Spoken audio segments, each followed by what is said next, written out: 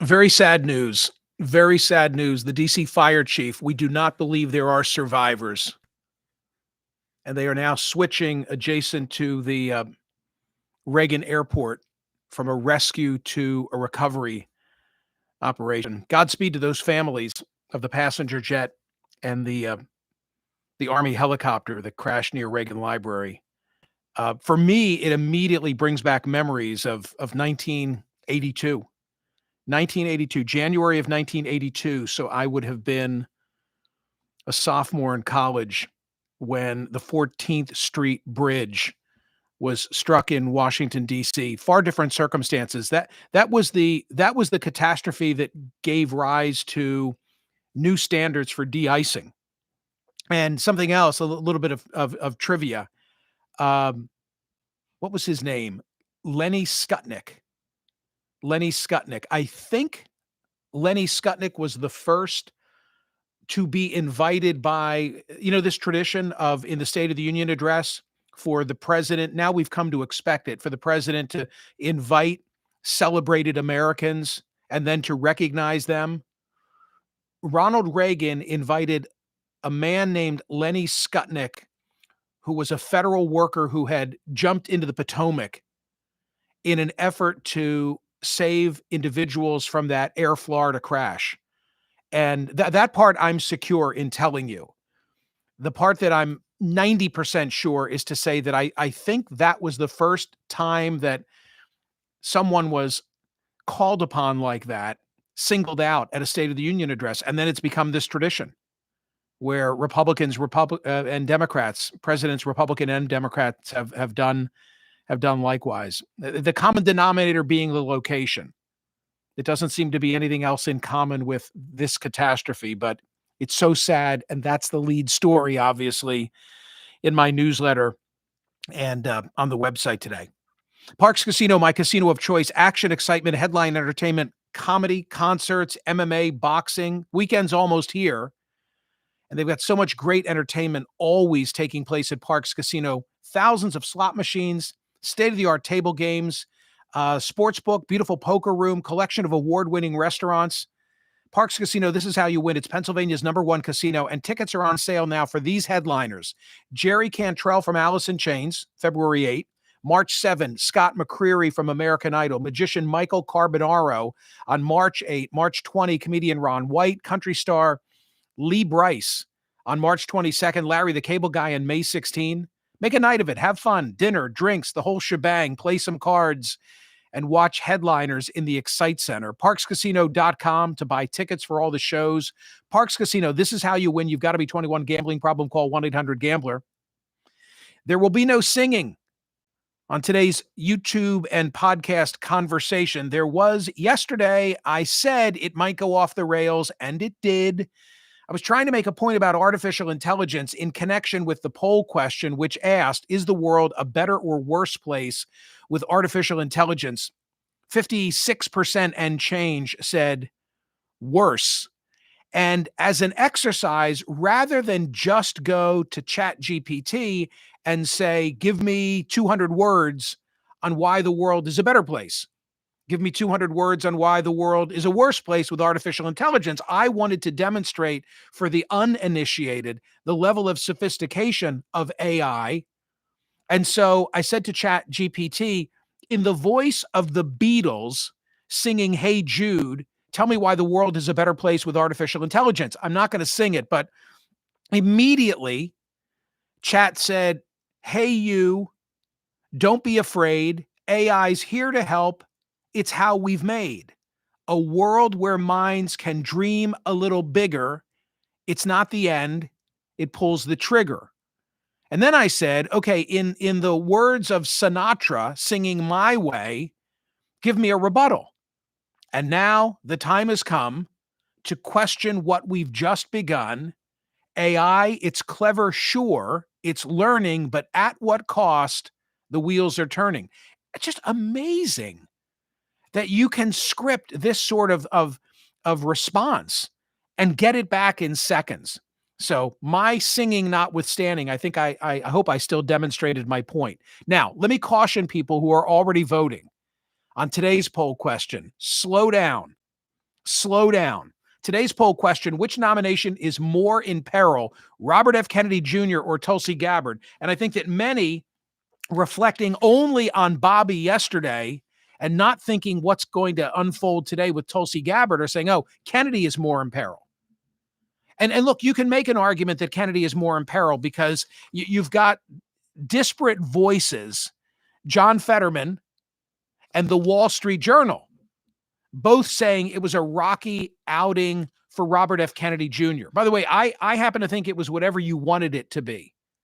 I don't think that there's one particular statement that he made that is going to follow him around. I think that people who had concerns about Bobby Kennedy still have concerns today. I don't think that he dissuaded or assuaged any of those concerns. But I think that people who wanted to be for him and look at him as a hero of Make America Healthy Again are still of that mindset. So it probably is a game of inches, coming down to Lisa Murkowski and Susan Collins and Mitch McConnell. The whole polio thing is big for Mitch McConnell. So he can afford to lose 3. Would any Ds support Robert F. Kennedy? John Fetterman was asked how it had gone. Quote, I don't think it went well for him today. I don't think it was a good one. He said after the bruising hearing that Kennedy's nomination may be moot. I think we can all agree, he said, that it was a very difficult performance, and Fetterman said, I'm not sure if he's going to make it out of the committee. Then there is the Wall Street Journal, no fan of Elizabeth Warren, but saying in their editorial today that Elizabeth Warren exposed him. And the Elizabeth Warren exchange, which I'll play on radio today, was really focused on Robert F. Kennedy Jr. being a referral source for legal business suits against Big Pharma, for which he then gets a referral fee, which, by the way, is standard in the biz. But she wanted him to commit first to saying that he wouldn't take drug money for 4 years after serving as Secretary of Health and Human Services. Why? Because, you come out of a job like that and you can make a lot of money if all of a sudden you sit on the board of Big Pharma. And he very easily said, well, they're not going to want to pay me anyway, but no, I'm not going to do that. And then when she similarly tried to extract a promise from Bobby that he would not benefit from litigation brought against Big Pharma, he wouldn't give that pledge. And the Wall Street Journal today says, we never thought we'd hear this, but Ms. Warren has an excellent point that Mr. Kennedy, as HHS secretary, could have the ability to, quote, kill off access to vaccines and make millions of dollars while he does it. This ought to trouble Republican senators who profess to care about good government and public health. So there's some rationale as to why Kennedy might not make it as Secretary of HHS. But hold on, before you go rushing to vote at Smerconish.com, let me just give you a little preview of coming attractions relative to Tulsi Gabbard. On today's radio program, Elizabeth Williamson, who shared a byline the 27th, 3 days ago, with Charles Homans on this story, Tulsi Gabbard's unorthodox path to Trump's intel team. And then 1 day later, three of her colleagues at the New York Times with a different story about Tulsi Gabbard. Headline, a Vatican meeting added to scrutiny of Tulsi Gabbard's foreign travels. We've linked to each of these in the newsletter when they came out. And then today in the Wall Street Journal, and this is in the newsletter and it's in my website as well. Like anytime I'm citing things and you hear me and you're saying, where's he get this? Rest assured, you can go to my website and you can find my sources of information, or better yet, be a subscriber to the newsletter. I try and avoid paywalls, but when it's original reporting, I can't always do that. And today is one of those days because it's Wall Street Journal original reporting. As a rising political star, Gabbard paid to mask her sex ties to alleged scheme. And in these stories, you'll find discussion about her two-time visit with Bashar al-Assad in 2017, about the friendly things that she has said relative to Vladimir Putin, which caused Hillary Clinton to say that she's a Russian asset. That all is all in the public domain. The interesting story about Gabbard that I didn't really understand was there's a heightened airline security program called Quiet Skies. And if you have known associations with people who are on terror watch list, or you've traveled to countries that are on a watch list, loosely described, you can end up on this list. And Tulsi Gabbard was on this list because of a meeting that she had, of all places, at the Vatican. It wasn't because it was the Vatican necessarily. It's because there was some European, I'm really giving you the gross simplification here, but there was a European businessman who's unidentified, known to the New York Times, but they don't identify him. But this person apparently had connections to a Russian who was being watched by our intel and on the side of Putin. Wow, I really am dumbing it down because I'm the dummy in chief. And because of all this, Tulsi Gabbard was on a watch list, she says, for political reasons. The Times fleshes out that story. But I think that the bigger item to keep an eye on today in her hearing goes back to my guest, Elizabeth Williamson, and this first report of the New York Times, talking about how it discusses the arc of her career. At age 21, she was the youngest ever elected to the Hawaii state legislature. Born of a politically active parents, a father who said many controversial things, even put together an ad which featured his kids, including Tulsi Gabbard, his name Mike Gabbard. He was a very vocal anti-gay crusader. In 1998, he produced a TV ad with Ms. Gabbard and her 4 siblings who equated gay marriage to marrying one another or the family dog. Okay, so there's that. But back to her religious affiliation.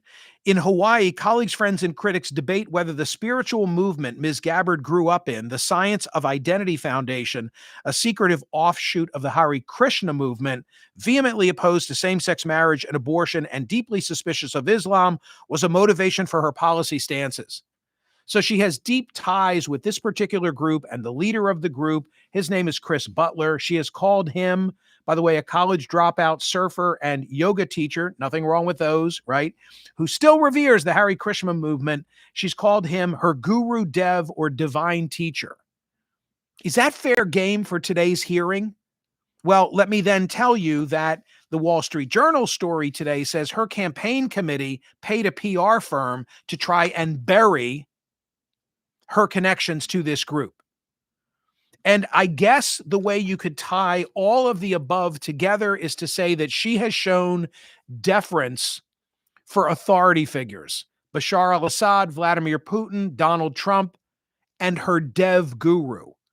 But does anybody go there in today's hearing? Because I thought that the Hegseth hearing, Democratic opponents of Pete Hegseth's nomination focused too much on the personal. It was all about the personal and not about whether he was knowledgeable and qualified to run an apparatus as vast as the Department of Defense. So in the Gabbard hearing today, do they focus all about Assad and Putin and things that she has said that they find problematic that led Clinton to say she's a Russian asset, or do they bring up some of the personal? Is it a cheap shot to bring up some of the personal? I mean, I've said this before, when it comes to religion, many of us live in glass houses.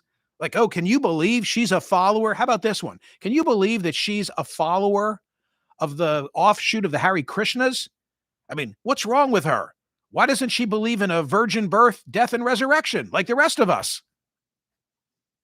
Go figure. Go vote. Which nomination is more in peril, Robert F. Kennedy Jr. or Tulsi Gabbard? I see that the margin, which started as very wide, is now shrinking. Interesting. Appreciate you. Please like and subscribe and set up notifications. Set up the notifications. You get alerted anytime I'm bloviating here. Have a wonderful day. Godspeed to the families getting some horrible news because of the events in Washington. See ya.